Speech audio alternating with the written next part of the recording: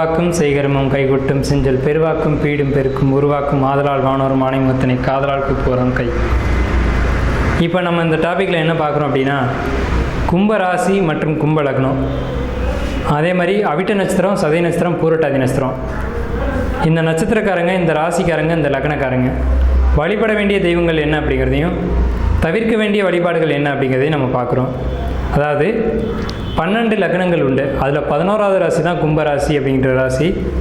கும்பம் அப்படிங்கிறது ஒரு மனிதன் ஒரு பானையை தண்ணீர் சேமிக்கிறதுக்காக, தண்ணீர் எடுத்து வர்றதுக்காக கொண்டு போகக்கூடிய ஒரு சேமிப்பு ராசி அப்படின்னு சொல்லலாம்.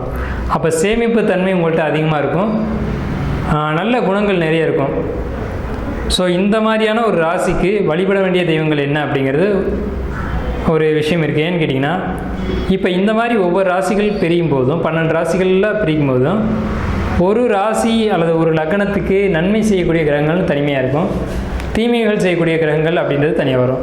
இப்போ இந்த 2 அடிப்படையில் வரும்போது என்னன்னு கேட்டிங்கன்னா, சில அந்த கிரகங்களுடைய அதிதேவதைகள் நன்மையும், சில கிரகங்களுடைய அதிதேவதைகள் தீமைகளையும் செய்யக்கூடிய ஒரு தன்மைக்குள்ளே வந்துடும். அப்போ எந்த கிரகத்தை நம்ம ஆக்டிவேட் பண்ணால் நல்லது அடையும், எந்த கிரகத்தை ஆக்டிவேட் பண்ணால் கெடுதல் நடக்கும் அப்படிங்கிற ஒரு தத்துவம் உண்டு. ஸோ இதை நம்ம முன்னோர்கள் அழகாக இதை உருவாக்கியிருக்காங்க. எப்போதுமே நம்ம உடம்புல சில கிரகங்களுடைய ஆக்டிவேஷன் இருந்துக்கிட்டே இருக்கும். அதனுடைய ஒளிகள் ஒரு குறிப்பிட்ட ரேஷியோவில் வந்துக்கிட்டே இருக்கும். எப்போ எந்த கிரகத்தினுடைய ரேஷியோ குறையுதோ அப்போ அது நம்ம உடம்புல நோயாகவோ அல்லது வேறு குண பாதிப்புகளாகவோ நமக்கு தொந்தரவுகளை ஏற்படுத்தும். அப்போ எல்லா கிரகங்களுடைய ஒரு கதிர்களும் சரியான விதத்தில் நமக்கு கிடைக்குது அப்படின்னா நம்ம ஒரு நல்ல நிலையில் வாழ்வோம் அப்படிங்கிறதுல மாற்றம் இல்லை. ஸோ அந்த அடிப்படையில் தேவையான கதிர்களை நம்ம உடம்புல உள்வாங்கிறதுக்கும், தேவையற்ற அதாவது அதிகபட்சமான ஒளி அலைகளை நம்ம குறைச்சிக்கிறதுக்கு தான் இந்த வழிபாடுகள் நம்ம சொல்கிறோம். ஸோ இது ஒவ்வொரு ஜாதகத்துக்கும் தனிப்பட்ட முறையில் மாறும், எல்லா ஜாதகத்துக்கும் ஒரே மாதிரி வராது. நாம் இப்போ சொல்கிறது பொதுப்படையான விஷயம்தான். அவர்களுடைய சுய ஜாதகப்படி அந்த எந்த கிரகத்தை பிடிச்சி எந்த தெய்வத்தை நம்ம வணங்கணும் அப்படிங்கிற ஒரு தன்மை உண்டு. அது நீங்கள் நம்மளை காண்டாக்ட் பண்ணிங்க அப்படின்னாலோ அல்லது உங்களுக்கு தெரிஞ்ச உங்கள் ஜோசியர்களை அணுகினாவோ அது சொல்லிவிடுவாங்க, நீங்கள் அதை ஃபாலோ பண்ணிக்கலாம். இப்போ பொதுப்படையான விஷயத்தில் கும்பராசிக்கு இது ஒரு 50% மேலே சரியாக தான் இருக்கும், அதனால் நம்ம சொல்கிறோம். ஸோ நீங்கள் எந்த தெய்வத்தை வழிபாடு பண்ணணும் அப்படின்னு பார்த்தீங்கன்னா, முதல் தரமானது உங்களுக்கு சிவ வழிபாடு தான் ரொம்ப முக்கியம். குலதெய்வ வழிபாடு. எவருடைய குடும்பத்தில் குலதெய்வ வழிபாடு இல்லையோ அவங்க மட்டும்தான் கும்பம் மற்றும் சிம்ம லக்னத்தில் பிறப்பாங்க. அப்போ உங்களுக்கு வழிபாடு எது ஃபஸ்ட்டு தேவைன்னா, கும்ப லக்னத்துக்கு குலதெய்வ வழிபாடு ரொம்ப முக்கியம். அது சரியாயிட்டாலே எல்லா தொந்தரவுகளும் எல்லா தெய்வங்களும் உங்களுக்கு சப்போர்ட் பண்ண ஆரம்பிச்சிடும், எல்லா கிரகங்களும் உங்களுக்கு சாதகமாக நோக்கி இயங்க ஆரம்பிச்சிடும். சரிங்களா? இப்போது இதில் குருமார்களுடைய வழிபாடு, குருமார்கள் அப்படின்னா தொழிலை சொல்லிக் கொடுக்கக்கூடியவங்க குருமார்கள் கிடையாது. ஞானத்தை, அதாவது இறைவனை யார் போதிக்கிறாங்களோ அவங்க மட்டும்தான் குருமார்கள் அப்படின்ற வரிசையின் கீழே வர்றாங்க. ஸோ அந்த அடிப்படையில் பார்க்கும்போது குருமார்களை நிந்திக்கக்கூடாது அப்படிங்கிறது உங்கள் ஜாதக அமைப்புப்படி இருக்குது. அதை நம்ம கண்ணுக்கு அவங்க ஒரு சாதாரண பிச்சைக்காரங்க மாதிரி தெரிவாங்க, ஆனால் அவங்க மிகப்பெரிய ரிஷியாவோ சித்தர்களாவோ இந்த பூமியில் நடமாடிக்கிட்டு இருப்பாங்க. அதனால் நீங்கள் எப்போவுமே ஒரு எச்சரிக்கையோடு யாரை என்ன பேசுகிறோம் அப்படின்றது தெரிஞ்சு பேசணும்.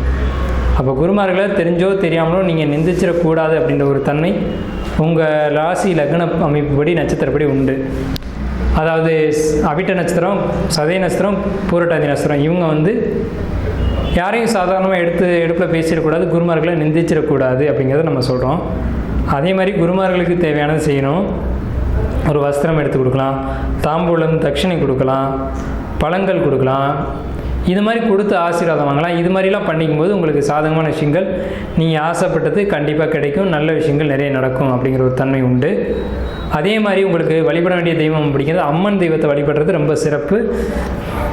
அம்மன் தெய்வம் அப்படின்னா மாரியம்மனாக இருக்கலாம், காளியம்மனாக இருக்கலாம், உக்கிரமான பெண் தெய்வமாக இருக்கலாம், அல்லது சாந்தமான பெண் தெய்வமாக இருக்கலாம், அல்லது ஆபரணங்கள் நிறைய அணிஞ்ச தெய்வங்களாக இருக்கலாம், அல்லது ஆபரணமே இல்லாமல் கோர ரூபத்தில் ஆயுதங்களை மட்டும் தாங்கி நிற்கக்கூடிய தெய்வங்களாக இருக்கலாம்.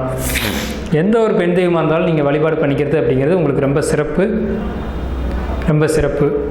அடுத்து சிவ வழிபாடு நம்ம ஏற்கனவே சொன்ன மாதிரி அது ரொம்ப சூப்பர். உங்களுக்கு பெருமாளுடைய வழிபாடும் உங்களுக்கு ரொம்ப சிறப்பாக இருக்கும்.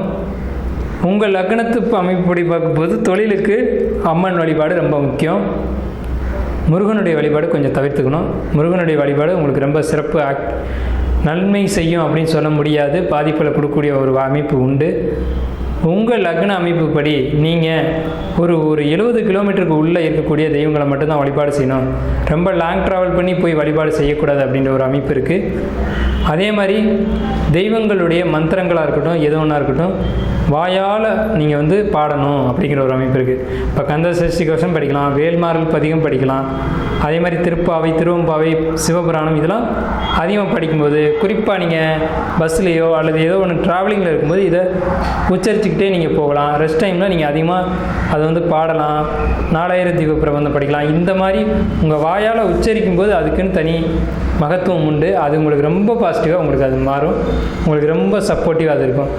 அதே மாதிரி உங்களுக்கு நீங்கள் அபிஷேகத்துக்கு சந்தனம் வாங்கி கொடுக்கறது, பன்னீர் வாங்கி கொடுக்கறது, இளநீர் வாங்கி கொடுக்கறது, இந்த மாதிரி நீங்கள் அபிஷேகத்துக்குன்னு ஒரு பணம் கட்டுறது, இதெல்லாம் ரொம்ப சிறப்பு. யாக யஜ்யங்கள் நெருப்பு நீங்கள் பயன்படுத்திடக்கூடாது, தீபங்களுக்கு எண்ணெய் வாங்கி கொடுத்துடக்கூடாது.